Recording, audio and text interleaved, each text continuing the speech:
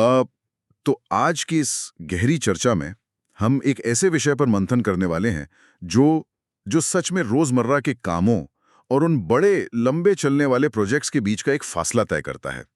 और वो विषय है प्रोजेक्ट मैनेजमेंट और हमारी पर्सनल प्रोडक्टिविटी। हाँ, और खास तौर पर जो डिजिटल टूल्स हैं आजकल, जैसे ट्रेलो और जीरा, उनकी दुनिया को थोड़ा अंदर से समझना, क्योंकि इंफॉर्मेशन तो हर जगह है आजकल। बिल्कुल। और इस चर्चा को आगे बढ़ाने के लिए हमारे पास काफी बढ़िया स्रोत हैं। जैसे यूट्यूब पर कुछ एक्सपर्ट ट्यूटोरियल्स हैं, एक चैनल है सिंप्लिसिटिविटी, वहां स्कॉट फ्रेसन के वीडियोस हैं, फिर टूल फाइंडर के कुछ नए अपडेट्स का विश्लेषण है, और केविन स्ट्रैटवर्ड की जो प्रोडक्टिविटी मास्टर क्लासेस हैं उनको भी हमने देखा है। वही नहीं, एक बहुत ही ज्ञानवर्धक लेख भी है अपने पास जिसका नाम है the digital divide, navigating Trello versus जीरा आर्किटेक्चर्स। तो अपना मुख्य उद्देश्य आज यही समझना है कि रोजमर्रा के जो छोटे काम होते हैं उनसे लेकर उन बड़े प्रोजेक्ट्स को बिना किसी इंफॉर्मेशन ओवरलोड के, मतलब बिना थके, आखिर कैसे मैनेज किया जाए। सही बात है। ये सिर्फ इस बारे में नहीं है कि कोई नया सॉफ्टवेयर कैसे चलाना है, बल्कि बल्कि अपने दिमाग और अपने समय को एक नए नजरिए से कैसे व्यवस्थित करना है। क्योंकि दिमाग की शांति तो सबसे ज्यादा तभी चाहिए होती है जब कंप्यूटर पर एक बिल्कुल ब्लैंक स्क्रीन खुली हो। वो ब्लैंक स्क्रीन असल में सबसे डरावनी लगती है, क्योंकि वहां शुरुआत कहाँ से करनी है यही नहीं समझ आता। और इस बात को सिंप्लिसिटी वाली वीडियो में बहुत आसानी से समझाया गया है। उन्होंने ट्रेलो की जो बुनियाद है उसको सिर्फ 3 शब्दों में समेट दिया है। हाँ, बोर्ड, लिस्ट और कार्ड। मैंने जब ये सुना तो मुझे लगा कि पूरी आर्किटेक्चर सिर्फ इन 3 चीजों पर टिकी है। बिल्कुल। और ये तीनों चीजें ही दरअसल कानबान मेथोडोलॉजी का पूरा आधार है। जैसे अगर हम सबसे पहले हिस्से की बात करें, जो कि बोर्ड है, तो ये एक बहुत बड़ा खाली कैनवस जैसा होता है।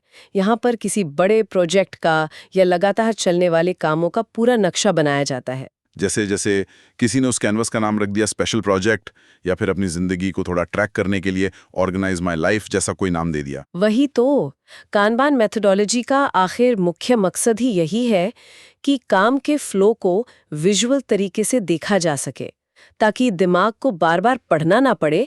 बस एक झलक देखी और पूरी स्थिति समझ आ गई कि काम कहाँ तक पहुंचा है। और इस विजुअल फ्लो को आकार देने के लिए ही बोर्ड्स के अंदर लिस्ट्स आती हैं। लिस्ट्स का काम होता है उस पूरे प्रोजेक्ट को अलग अलग स्टेजेस में या चरण में बांटना। सबसे आम तरीका जो लोग अपनाते हैं वो इन लिस्ट्स को आइडियाज, टू डू, डूइंग और डन जैसी कैटेगरीज में रखना होता है। हाँ, यानी एक विचार जब दिमाग में आता है, वहां से लेकर उसके पूरे होने तक का एक पूरा सफर। लेकिन इस सफर का जो असली यात्री होता है वो है कार्ड। एक कार्ड सबसे छोटी इकाई होती है जो अकेले एक टास्क को दर्शाती है। एकदम सही। जैसे एक कार्ड पर लिखा हो राइट अ बुक, या किसी और पर लिखा हो ईमेल द टीम। पर मुझे जो सबसे दिलचस्प लगता है वो इन कार्ड्स की मूवमेंट है, वो जो ड्रैग एंड ड्रॉप वाला फीचर है। हाँ, उन्हें खिसकाकर एक कैसे दूसरी लिस्ट में ले जाना, खास करके लेफ्ट से राइट की तरफ मूव करना। ये प्रोग्रेस ट्रैक करने का इतना बेहतरीन तरीका है। जब कोई कार्ड डूइंग से निकलकर सीधा डन वाली लिस्ट में ड्रॉप होता है तो वो सिर्फ एक डिजिटल चेंज नहीं होता, उसमें एक आगे बढ़ने का एहसास छुपा होता है। एक साइकोलॉजिकल रिवॉर्ड मिलता है, क्योंकि दिमाग विजुअल्स को जल्दी पकड़ता है। जब आप काम को फिजिकली खिसकाते हुए देखते हैं तो वहां से जो मोटिवेशन मिलता है वो शायद किसी टू डू लिस्ट में पेन से टिक लगाने में नहीं आता। बिल्कुल। पर यहाँ द डिजिटल डिवाइड वाला लेख और जो सिंप्लिसिटी का स्रोत है वो एक और दिलचस्प बात समझाना चाहते हैं। अगर हम बाहर से देखें तो ये कार्ड्स एकदम सिंपल सफ़ेद रंग के डब्बे लगते हैं जिन पर बस टास्क का नाम लिखा होता है, ताकि बोर्ड पर भीड़ ना लगे। पर असल जादू उन कार्ड्स के अंदर की दुनिया में है। मैंने देखा है, सिर्फ एक क्लिक करो और उस कार्ड के पीछे का पूरा हिस्सा खुल जाता है। वहां तो डिटेल का एक समुंदर होता है। और ये आर्किटेक्चर जानबूझकर ऐसा बनाया गया है, बाहर से सादगी और अंदर से गहराई। और इस गहराई में सबसे पहली चीज आती है डिस्क्रिप्शन फील्ड। इसमें डिटेल्स डालने की वैसे कोई लिमिट नहीं है। अगर बाहर कार्ड पर लिखा है राइट अ बुक, तो अंदर डिस्क्रिप्शन में पूरी रूपरेखा डाली जा सकती है, जैसे उसकी समरी या needs to be 500 pages long. और अब तो नई टेक्नोलॉजी के साथ एटलासियन इंटेलिजेंस, जिसको हम एआई कहते हैं, उसका इस्तेमाल करके उस डिस्क्रिप्शन को खुद ब खुद लिखा या समराइज भी किया जा सकता है। ये काफी वक्त बचा लेता है। वही तो, फिर इसके बाद आती हैं चेकलिस्ट्स, जो इस सिस्टम को सच में मजबूत बनाती हैं। किसी भी बड़े टास्क के अंदर छोटे सब टास्क बनाने का ये सबसे बढ़िया तरीका है। एक किताब लिखने वाले कार्ड के अंदर ही रिसर्च माई टॉपिक और हायर एन एडिटर जैसे आइटम्स की चेकलिस्ट बनाई जा सकती है। और उस चेकलिस्ट की प्रोग्रेस बार का अपना ही मजा है। जैसे जैसे सब टास्क पर टिक लगता है वो बार आगे बढ़ती है और परसेंटेज दिखाती है कि कितना काम हो गया। और जब चेकलिस्ट बहुत ज्यादा लंबी हो जाए तो वहां एक हाइड चेक्ड आइटम्स का ऑप्शन होता है। हाँ, जो काम हो चुका है उसको सामने से हटा दो ताकि दिमाग पर किसी तरह का लोड ना रहे और सिर्फ आगे का काम फोकस में रहे। इसके अलावा स्रोतों में लेबल्स के उपयोग पर बहुत जोर दिया गया है। कामों को रंगों से बांटना एक बहुत ही प्रभावी विजुअल ट्रिक है। सच में? जैसे राइटिंग एक्टिविटीज को ग्रीन रंग दे दिया, अर्जेंट कामों के लिए रेड लगाया या मीडियम प्रायोरिटी के लिए येलो। और एक ही कार्ड पर आप कई सारे लेबल्स भी लगा सकते हैं जिससे बाद में उन्हें ढूंढने या फिल्टर करने में बहुत आसानी होती है। लेबल्स के साथ साथ डेट्स और अटैचमेंट्स को नहीं भूलना चाहिए। डेडलाइन सेट करना या उनके रिमाइंडर्स लगाना बहुत ज़रूरी है। अगस्त 31 या फिर सितंबर 19 की शाम 5 बजे जैसी एग्जैक्ट ड्यू डेट सेट की जा सकती हैं वहाँ। और अटैचमेंट्स की वजह से किसी फाइल को यहाँ वहाँ ढूंढने का झंझट ही खत्म हो जाता है। आप सीधा गूगल ड्राइव से फाइल्स अटैच कर सकते हैं। एक और रोचक फीचर जो टूल फाइंडर में बताया गया था कि एक ट्रेलो कार्ड के अंदर किसी दूसरे ट्रेलो कार्ड का लिंक भी जोड़ा जा सकता है। हाँ, जैसे अगर Q3 सेल्स कैटलॉग वाले कार्ड का रेफरेंस देना हो किसी को, तो उसका लिंक वहीं कमेंट में डाल सकते हैं। टीम कोलैबोरेशन के लिए ये अंदर का हिस्सा पूरा एक वर्चुअल ऑफिस की तरह काम करता है। ऐट सिंबल से किसी को टैग करना, कमेंट्स करना और हर एक्शन का एक टाइम स्टैम्प होता है, जिससे पूरी हिस्ट्री वहीं सुरक्षित रहती है। ये पूरा मॉड्यूलर डिजाइन काम को आसान तो बनाता ही है, लेकिन टूल फाइंडर वाले सोर्स से एक और बड़ी बात सामने आई कि ये इकोसिस्टम अब नए ट्रेलो में और भी बड़ा हो गया है। अब ट्रेलो सिर्फ बोर्ड्स तक सीमित नहीं रहा। वही सबसे बड़ा अपडेट है। एक नया फीचर आया है जिसका नाम इनबॉक्स है और इसने काम करने के तरीके को काफी बदल दिया है। ये इनबॉक्स किसी खास बोर्ड से जुड़ा हुआ नहीं है। इसको एक यूनिवर्सल नोटपैड या पर्सनल स्पेस की तरह इस्तेमाल किया जा सकता है। हाँ, जहां अचानक आने वाले विचारों को बस कैप्चर कर लिया जाए। क्योंकि जब दिमाग में अचानक आता है कि क्लीन द हाउस, तो उस वक्त सही बोर्ड और सही लिस्ट ढूंढने में वक्त बर्बाद करना उस थॉट के फ्लो को तोड़ देता है। एकदम सही कहा। इनबॉक्स ऐसी प्रॉब्लम को सॉल्व करता है और इसका इंटीग्रेशन कमाल का है। इसे स्लैक, माइक्रोसॉफ्ट टीम्स और ईमेल के साथ भी जोड़ा जा सकता है। यानी अगर किसी ग्रुप चैट में कोई काम की बात आई तो उसे सीधे ट्रेलो के इनबॉक्स में फॉरवर्ड कर दिया। ये आदत ही कैप्चर हैबिट कहलाती है। दिमाग में आने वाली हर बात को एक जगह डालना ताकि दिमाग उन्हें याद रखने में अपनी एनर्जी वेस्ट ना करे। और उस कैप्चर हैबिट को एग्जीक्यूशन में बदलने के लिए एक और नया फीचर लाया गया है जिसका नाम है प्लानर। ये कैलेंडर व्यू है जो इनबॉक्स के साथ मिलकर बहुत सॉलिड काम करता है।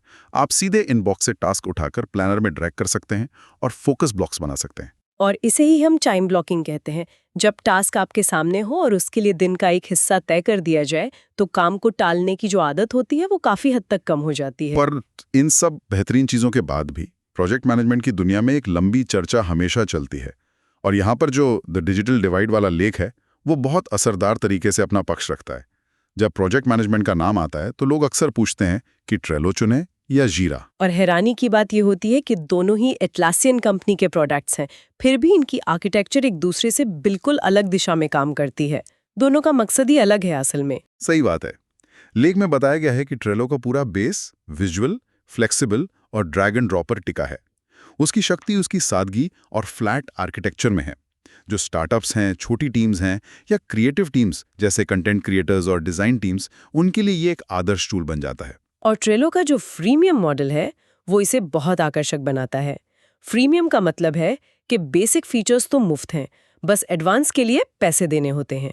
इसकी वजह से नए लोग बिना किसी डर के इसे अपना लेते हैं। उन्हें शुरुआत में कुछ समझने में आसानी होती है। वही अगर जीरा की बात करें तो उसकी आत्मा बिल्कुल अलग लगती है मुझे। जीरा को खास तौर पर बड़ी सॉफ्टवेयर डेवलपमेंट टीम्स और एंटरप्राइजेस के लिए बनाया गया है।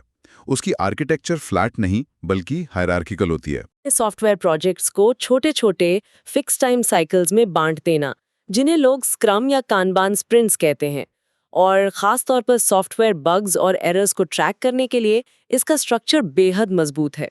इसीलिए ट्रेलो की तरह नए लोग इसमें तुरंत शुरुआत नहीं कर पाते। जीरा का लर्निंग कर्व सच में लंबा और थोड़ा मुश्किल होता है क्योंकि उसमें कस्टम वर्कफ्लोज होते हैं, डिपेंडेंसीज होती हैं कि एक काम दूसरे पर निर्भर है। और इसकी कीमत भी टियर्ड प्राइसिंग मॉडल पर होती है, जो बड़ी टीम्स के हिसाब से काफी बढ़ जाती है। पर एक सवाल जो हमेशा ट्रेलो पर उठता है कि जब उन बोर्ड्स में हजारों कार्ड्स जमा हो जाएं, तो क्या वो सादगी एक बहुत बड़ी मुसीबत या केओस में नहीं बदल जाती? ये एक बहुत लाजवाब सवाल है और स्रोतों ने इसको एड्रेस भी किया है। जब प्रोजेक्ट्स बहुत ज़्यादा बड़े और कॉम्प्लेक्स हो जाते हैं, जहां एक काम पूरा होने पर ही दूसरा शुरू हो सकता है, वहां ट्रेलों की वो फ्लैट लिस्ट्स उलझने लगती हैं। और जीरा इसी केओस को आने से रोकता है अपने रिजिड स्ट्रक्चर से। लेकिन क्योंकि दोनों टूल्स एक ही कंपनी के हैं, इनके बीच एक बहुत बढ़िया समझौता भी है। पावर अप्स और जीरा लिस्ट के जरिए जीरा के टेक्निकल टिकट्स ट्रेलो के बोर्ड्स में लाइव सिंक किए जा सकते हैं। इसका मतलब ये हुआ कि एक ही कंपनी में जो सॉफ्टवेयर डेवलपर्स हैं, वो जीरा के कॉम्प्लेक्स एनवायरनमेंट में अपना काम करते रहेंगे और मार्केटिंग या डिज़ाइन टीम वही सेम डेटा ट्रेलो के अपने आसान और विजुअल फॉर्मेट में देखती रहेगी। ये फ्लेक्सिबिलिटी सच में लाजवाब है। बिल्कुल। लेकिन देखिए, इन सारे फीचर्स, पावर अप्स और आर्किटेक्चर्स की जानकारी अधूरी है जब तक इन्हें एक आम इंसान की जिंदगी में उतारा ना जाए। और यहीं पर केविन स्ट्रैडवर्ड का जो ऑर्गेनाइज माय लाइफ सिस्टम है, वो इस चर्चा को एक बहुत ही प्रैक्टिकल रूप दे देता है। हाँ, ये एक ऐसा असली जिंदगी का प्रोडक्टिविटी सिस्टम है जो ट्रेलो के उन बेसिक बोर्ड्स और लिस्ट्स को इस्तेमाल करके हमारी रोज की भागदौड़ को शांत करता है। मैंने जब इसको डिटेल में पढ़ा तो लगा कि ये कोई भी आसानी से अपना सकता है। स्ट्रैडवर्ड के सिस्टम की सबसे बड़ी जीत ही उसकी क्लैरिटी है। उन्होंने बताया है कि कैसे ट्रेलो में कुछ खास लिस्ट्स बनाकर दिमाग के लोड को जीरो किया जा सकता है। इस सिस्टम की सबसे पहली लिस्ट होती है जिसका नाम है ऑर्गेनाइज मी, और इसका नियम बेहद साफ है। कोई भी काम जिसमें एक दिन से ज्यादा लगे या आने वाले हफ्तों में करना हो, उसे बिना सोचे इस लिस्ट में डाल दो। एक तरह से दिमाग के लिए एक डंप यार्ड की तरह काम करता है। आपकी सारी चिंताएं, नए आइडियाज और सारी जिम्मेदारियां यहाँ एक जगह पाक हो जाती हैं, ताकि दिमाग उन्हें याद रखने का बोझ ना उठाए रखे। पर उस डंप यार्ड को बनाकर वहां छोड़ नहीं देना है। वहीं से दूसरी लिस्ट का काम शुरू होता है जिसे डूइंग लिस्ट कहते हैं। यहाँ पर जो टास्क्स होते हैं उनको गोल्स में बदला जाता है। स्ट्रैटवर्ड का एक बहुत जरूरी फॉर्मूला है कि दिन में सिर्फ 1 से 3 कोर गोल्स पर ही ध्यान केंद्रित करना चाहिए। वही तो सबसे बड़ी गलती होती है अक्सर। लोग प्रोडक्टिविटी के चक्कर में ऐसी टू डू लिस्ट बना लेते हैं जिसमें 15 आइटम्स होते हैं और उनका आपस में कोई कनेक्शन भी नहीं होता। फिर दिन के आखिरी में एक भी ढंग से पूरा नहीं होता और अजीब सी थकान होती है। इसीलिए टास्क्स और गोल्स के बीच का ये अंतर ही उनका सबसे बड़ा सीक्रेट है। जब उन 1 से 3 मेन गोल्स को डूइंग लिस्ट में रख लिया जाता है, तो उस ऑर्गेनाइज मी लिस्ट में बचे छोटे टास्क्स का क्या होता है? उन्हें बस कॉपी करके उन मुख्य गोल वाले कार्ड्स के अंदर एक चेकलिस्ट के रूप में पेस्ट कर दिया जाता है। हाँ, और ट्रेलो ऑटोमेटिकली उनके लिंक्स भी बना देता है।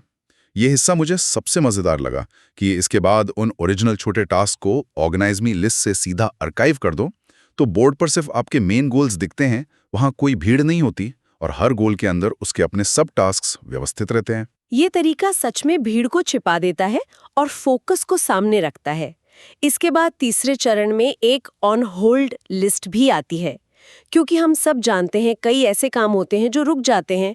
किसी दूसरे इंसान की मंजूरी का इंतजार है या बस फिलहाल के लिए प्रायोरिटी नहीं है, तो उन्हें इस ऑन होल्ड लिस्ट में डाल दिया जाता है ताकि वो मेन सिस्टम को डिस्टर्ब ना करें, पर हम उन्हें पूरी तरह भूल भी ना जाएं। और हाँ, केविन ने कैलेंडर हैक भी सिखाया था। लोग अक्सर सोचते हैं कि कैलेंडर व्यू के लिए ट्रेलो प्रीमियम लेना पड़ेगा, लेकिन पावर अप्स मेन्यू में जाकर वहां एक बिल्कुल मुफ्त कैलेंडर ऐड किया जा सकता है। इस हैक से सारी डेडलाइंस एक ग्रिड पर नजर आने लगती हैं, जो पूरे महीने की प्लानिंग को बहुत विजुअल और आसान बना देता है। लेकिन एक बात तो तय है, चाहे ये एडवांस सिस्टम हो, ट्रेलो हो, जीरा हो या दुनिया का कोई भी महंगा और बेहतरीन सॉफ्टवेयर हो, एक आदत के बिना सब मिट्टी है। वही गोल्डन रूल जिसकी बात होती है, और वो गोल्डन रूल है दिन के आखिर में खुद के साथ एक डेली मीटिंग करना। इसे एक छोटी सी बातचीत या सेल्फ रिफ्लेक्शन का वक्त कह सकते हैं, जिसका एकमात्र उद्देश्य अगले दिन के लिए उन 1 से 3 कोर गोल्स को सेट करना होता है। अगर कोई ये रूल अप्लाई ना करे तो सच में हर सुबह की शुरुआत उसी डरावनी ब्लैंक स्क्रीन से होगी जिसका हमने शुरुआत में जिक्र किया था। सिस्टम चाहे कितना भी ऑटोमेटिक हो जाए, उसको चलाने वाला तो आखिर इंसान ही है। अगर डेली मीटिंग की वो आदत नहीं होगी तो धीरे धीरे वो पूरा डिजिटल बोर्ड एक कचरे के डब्बे में बदल जाएगा। और उस कचरे को देखकर काम करने से ज्यादा घबराहट होती है। तो इन सारे स्रोतों को पढ़ने के बाद निचोड़ यही निकलता है कि बदलाव किसी सॉफ्टवेयर से नहीं, उसको अपनाने वाले नजरिए से आता है। बोर्ड्स, लिस्ट्स और कार्ड्स कोई जादुई छड़ी नहीं है, बल्कि दिमाग के विजुअल एक्सटेंशंस हैं। हमारा दिमाग लिस्ट याद रखने के लिए नहीं, बल्कि सोचना, क्रिएट करना और प्रॉब्लम सॉल्व करने के लिए बना है। एक अच्छा प्रोडक्टिविटी टूल वही है जो दिमाग को इस याद रखने की मजदूरी से पूरी तरह आज़ाद कर दे। सही दिशा और सही टूल से वही डर जो पहले उस ब्लैंक स्क्रीन को देखकर लगता था, एक नए सफ़र की आसान शुरुआत जैसा लगने लगता है। जब टास्क अपनी जगह पर हो तो दिमाग सिर्फ एग्जीक्यूशन पर जोर देता है। तो आज हमने इन स्रोतों के माध्यम से प्रोजेक्ट मैनेजमेंट, ट्रेलो के नए अपडेट्स, जारा की कॉम्प्लेक्स आर्किटेक्चर और इन डेली प्रोडक्टिविटी हैबिट्स को काफी गहराई से समझा। लेकिन इस चर्चा को यहीं पर खत्म करने से पहले एक आखिरी विचार है जिस पर ध्यान देना जरूरी है। एक ऐसा सवाल जिसका जवाब शायद हमारे इन स्रोतों में नहीं है। वो कौन सा सवाल है? सोचिए, अगर हमारा डिजिटल सिस्टम बिल्कुल परफेक्ट हो जाए, मतलब हर एक टास्क पर अलग रंग का लेबल लगा हो, सबकी ड्यू डेट सेट हो जाए और हर सब टास्क वक्त पर टिक होता रहे, तो क्या हमारा दिमाग सच में आजाद होकर ज्यादा क्रिएटिव बनता है, या फिर परफेक्ट सिस्टम की चाह में हम खुद एक ऐसी मशीन बनकर रह जाते हैं जिसका पूरा वजूद सिर्फ डिजिटल कार्ड्स को डूइंग से खिसकाकर डन में डालने में ही गुजर जाता है? ये एक बहुत ही गहरा सवाल है, सच में। और उस ऑन होल्ड लिस्ट का क्या वो सच में उन कामों की जगह है जो बस थोड़े वक्त के लिए रुके हुए हैं, या वो हमारी दबी हुई ऐसी ख्वाहिशें हैं जो बस उस डिजिटल स्पेस में हमेशा के लिए धूल खा रही हैं? इन सवालों के जवाब शायद हमें अकेले में उन्हीं डिजिटल बोर्ड्स और लिस्ट के बीच कहीं ढूंढने होंगे। आज के इस विश्लेषण में बस इतना ही। फिर मिलेंगे किसी नए और रोचक विषय पर मंथन करने के लिए।